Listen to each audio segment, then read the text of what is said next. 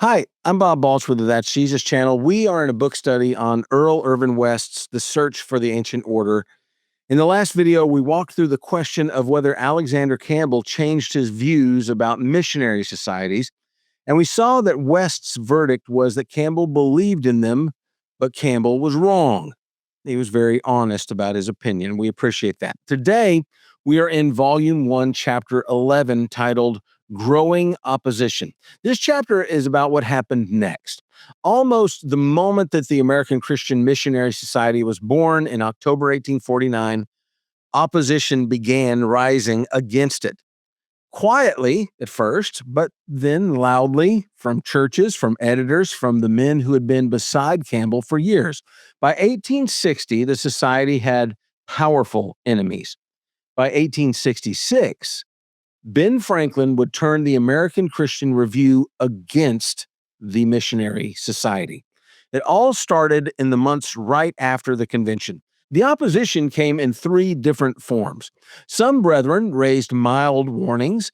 They were not yet ready to call the society unscriptural, but they worried about its tendencies. They cautioned the brotherhood. James Matthews of Indiana, he wrote that he had always been in favor of sending the gospel to the destitute, but his own plan had been to do it through the church. And since the brethren had organized a society, he said, he would acquiesce. He would not press the matter. Other brethren had quiet doubts, but no public voice. They simply withheld their support. The society's annual reports through the 1850s show repeated complaints about money not coming in. The opposition that hurt the society most was not that loud kind that was boisterous and telling everybody what it thought. It was the quiet kind. Churches just never sent their money. And then there was the third group. This was the brethren who came out swinging. The church at Connellsville, Pennsylvania, sent a list of 10 resolutions to the Brotherhood papers. 3 of those resolutions cut to the core. The fourth resolution said the church could not, in good conscience, support any society for the gospel that exists apart from the local church. Even less could they support one that would have excluded the apostles themselves, because silver and gold the apostles had not. Because remember, in order to be a member, you have to pay. The fifth resolution said that the very introduction of such societies was a dangerous precedent, a departure from the principles that the brethren had always defended. The history of the church, they said, fully proves how harmful this kind of innovation can be. The sixth resolution went further.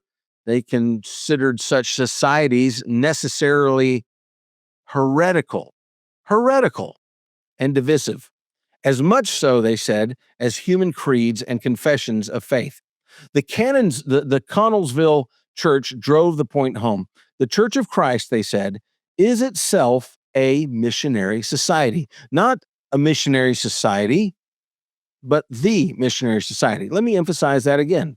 Not a missionary society, the missionary society, the only one authorized by Jesus Christ, the only one sanctioned by the apostles. The Detroit church added its voice to this group of voices, and they wrote that they could not approve a society that creates a new organization, distinct from and to some degree independent of churches. They said it was contrary to God's holy word and contrary to the example of the apostolic churches, the very pattern that the disciples had set out to restore. Well, in Virginia, a meeting at Emmaus in May of 1850, it raised the same kind of objection. They focused on the membership question. The society made membership depend on paying $1. That, they said, admitted Christians and Jews and infidels alike. That anyone who had $1 could be a member. It mixed the church with the world. It made an unchristian distinction between the rich and the poor in the kingdom of the Lord. This was the first of 3 great objections that would dog this missionary society for decades. Membership by money. The church does not work that way.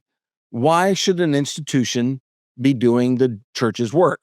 Those are the three objections. Well, D.S. Burnet, the man whose vow had launched the society system in the first place, he fought back. He had been raised in the missionary spirit, he said. Before he was 18 years old, he had served as a secretary at the founding of the Ohio Baptist Convention. The cause of missions and Bible distribution had been near his heart for his whole life. Burnet's answer to Connellsville and the others was an old argument. Christians have an influence outside the local church, he said. They can work through societies. He charged that the brethren who opposed these missionary societies were simply men who wanted to do nothing in the church. That charge would be made over and over and over again for the next 50 years. It was almost never true. The men who opposed the societies like Fanning and Creeth and Lipscomb, they planted churches. They baptized thousands. They traveled tens of thousands of miles. Their work was less spectacular and got less press, but they were anything but idle, like Burnet said. The fiercest early opponent was Jacob Creeth Jr. of Missouri. He had a series of articles that ran in the Millennial Harbinger through 1850, and his argument was simple and merciless. It had a couple of points. Number one, the Bible alone is the religion of Protestants. Number two, the Bible authorizes the local congregations. And three, the Bible authorizes civil government. Because of those three things, look at the fourth thing. The Bible says nothing about conventions of churches. Where, Creeth demanded, is the apostolic authority for the missionary society? Well, Campbell's answer was that, abuse of a thing does not argue against the thing itself. Creeth's answer was that this was the same defense that the liquor traffic and opium eaters always used. The question was not whether some conventions had been abused. The question was whether Scripture authorized it. Well, Tolbert Fanning had been wrestling with the question for a decade. He had attended the Great Convention of 1849 in Cincinnati, not as a supporter per se, but as an observer, hoping to see something that would settle his doubts in favor of the missionary society. And he came home as a great doubter, a doubter of these missionary societies. When Fanning and William Lipscomb established the Gospel Advocate in July of 1855, one of Fanning's main purposes was to give the question of cooperation a thorough examination. He wanted brethren to think it through with him. Through the early issues of the Advocate, he laid out his growing convictions. By February of 1857, Fanning was clear. He wrote that he regarded the Church of Christ as the only divinely authorized Bible, missionary, and temperance society on earth. The church, he said, is fully competent to do all the work that God has given it. In all the efforts to do the Lord's service through human institutions, he wrote, the church is degraded and rendered useless. He said it again 3 months later, the church is heaven's missionary society to a suffering world. The ministers commissioned and sent out by the church are God's missionaries.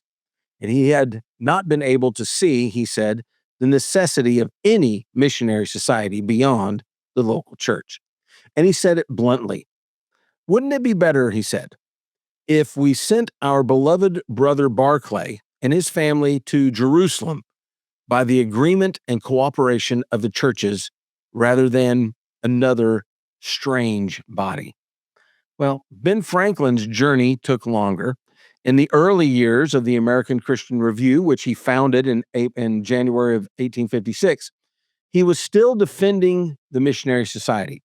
He even served briefly as that society's corresponding secretary. But Franklin was a careful man, and Franklin had been writing things that did not quite line up with his official position.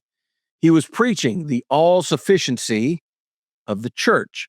He was warning against human organizations that would put Christian communities in the power of men.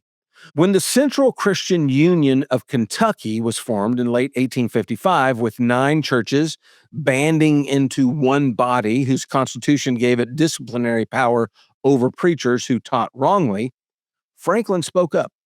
He said the entire move was uncalled for, unwise, and unauthorized. The thing, he said, was unknown to the New Testament. The New Testament tells us about the organization of individual congregations and the appointment of officers in those congregations. It knows nothing of organizing churches across a district under a new set of officers who are not officers of churches, but officers of the district. And then Franklin said something that the Brotherhood would remember. The cause is not languishing because we lack better organization, he said. It is languishing because the preachers are not as fervent as they once were. If preachers want the cause to prosper, let them stop scheming about some organization unknown to the New Testament and go into the field and labor for the Lord. Preaching is what is needed, Franklin said. Fervent, soul-stirring preaching, exhortations, and impressive persuasions with the people to turn to God and be saved. One thing before we close, this was a great chapter. Listen to the verbs that West uses in this chapter if you read it yourself. Burnet fights back. Fanning wrestles. Franklin begins to turn. Creeth comes out swinging. West gives his motion verbs to the conservatives. They wrestle and turn and swing. The society people, those who are in favor of the missionary society, they defend, they reply, they accept the challenge. It's a small thing. It's also not an accident, though. Friendly historians shape sympathy at the level of word choice, and Mr. West is no exception to that. So I hope you enjoyed today's episode on growing opposition.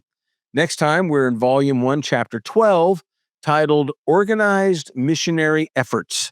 So make sure you go to thatsjesus.org for links to this and all of my series playlists on YouTube, like my 25 video fasting series and my church history podcast.